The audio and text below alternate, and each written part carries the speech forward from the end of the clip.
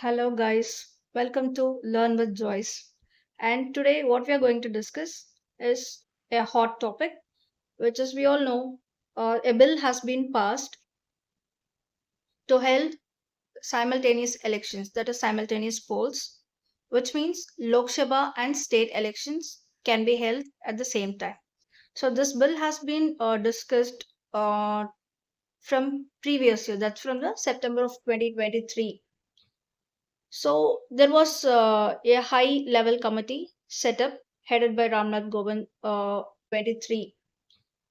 So there was a high level committee set up headed by Ramnath Govind, our previous, our former president. So he was appointed to examine the issue of holding simultaneous election. So let's discuss what is the pros and cons of this simultaneous elections. Now the bill is passed. So let's see what are the background and how it emerged and how was elections conducted in the very beginning.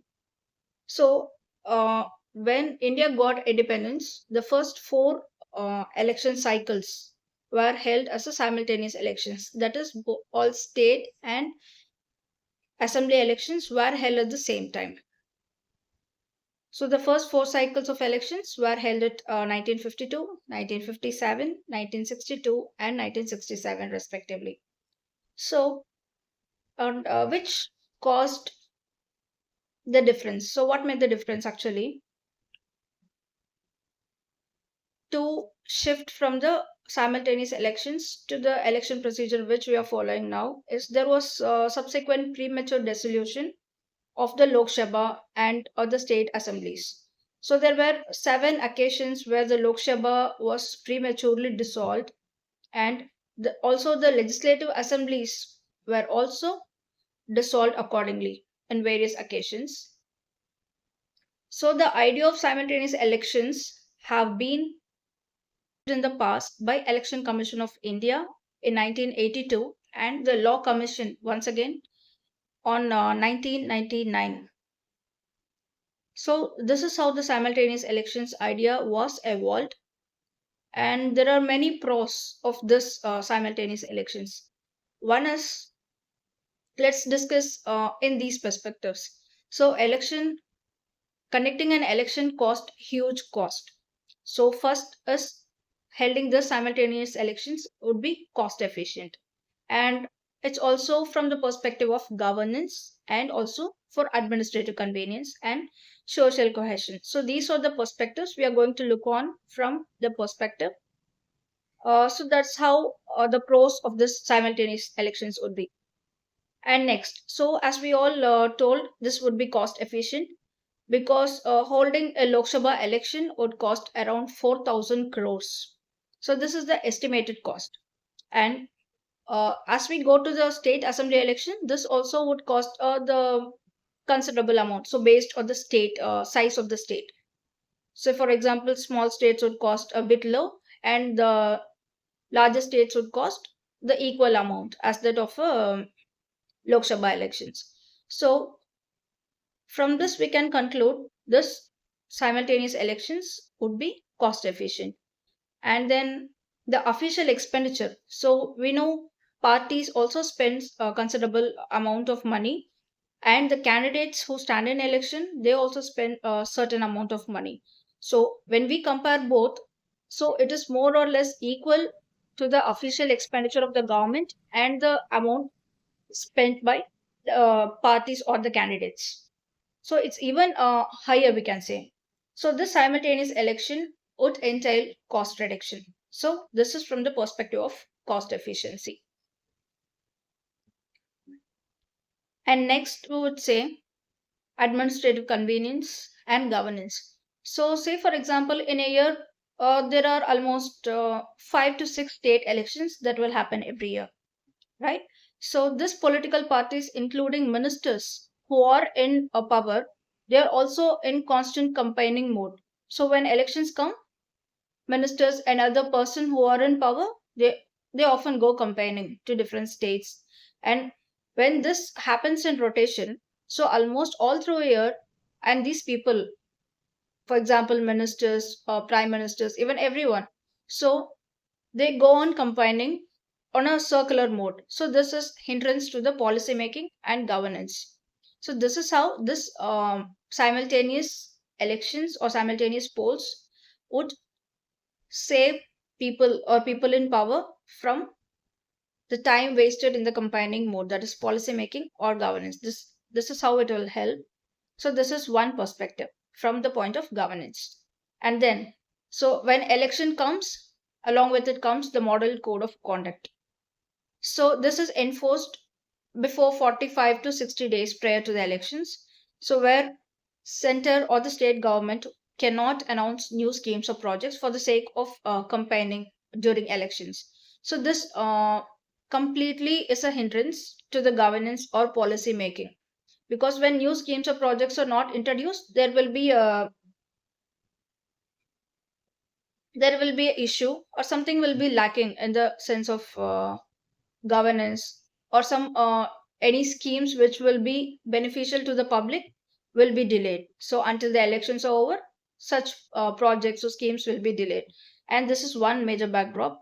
And then next, from the point of view of administration, so when all these processes are going on, the administrative machinery slows down. So when this slows down, the districts also deploy paramilitary forces for the sake of smooth election. So people are deployed from various states, and this frequent elections every year has an impact on administrative efficiency. So when all these are happening, it's basically they are focusing on this to conduct the election so smooth, so that the efficiency of governance automatically comes down. And importantly, nowadays, comparing to the previous elections of these many years, the recent election, especially the last one, so we have seen the importance of social media. So social media, it creates deepening fissures. So when we take a country, we all know it's multi-religious, multilingual, so there are so many intricate layers. So when the social media comes, there comes the clash. So we support each other or we are against one government. So when this comes, this creates the high stake elections, and it has its own kind of challenges. So let's see, apart from this, we have another set of issues or challenges, because India is a federal country. So we have this simultaneous polls is against the federal spirit of the country. So as we all know, it's also against the democratic thing. So many countries follow this kind of elections. So what is the issue here is, as India is a federal country, it of a subcontinental proportions. So this is how we describe India. So when simultaneous elections is held, it is detrimental to the federal spirit of the country. So this federal spirit of the country is declared as the basic structure of constitution. So when this comes, apart from the federal and democratic issues, as we say, India is a parliamentary democracy. So according to the parliamentary democracy, this term, India must have the governments at the state and the center. So they need to enjoy the majority in Lok Sabha. So this is how our government works. So instead of this, when we have this fixed elections and the tenure is for 5 years, when this simultaneous polls are held at the same time, we have issues in the other perspectives too. So when this issue arises, that is when a party or a coalition party, that's a government, the coalition government in power, loses majority, there can be no alternative government which can be formed immediately. So this having fixed tenure of 5 years for Lok Sabha and state assemblies will require constitutional amendments too. So there are various articles. So in certain cases, precedence rules can also be implemented. So when such cases arise, there will be a sort of crisis happening. So let's see what are all the basic amendments has to be changed. So these constitutional amendments will have to be fixed for conducting the simultaneous elections. So such constitutional amendments are Article 83, 85, Article 172, and Article 174. So these articles deal with the duration and dissolution of Lok Sabha and legislative assemblies. So when it comes to these, it also requires the amendment of Article 356. So these are all the articles dealing with this Lok Sabha and state assemblies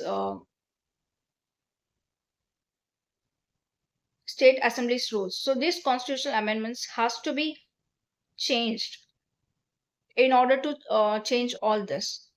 So these are all the pros and cons of holding simultaneous elections. As we all know, the opposition parties are severely opposing this because this will break the federal spirit of the country. So, in some ways, this can be cost efficient and it can save our time and it can boost the governance. So, the waste of time will be reduced and it will also boost the governance efficiency. So, on the other side, this also has the cons, so which also to be considered. So, because the basic rights which is written in the constitution we cannot break that.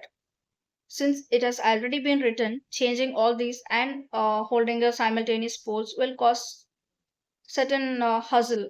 So when this is happening, this will create certain sorts of problems.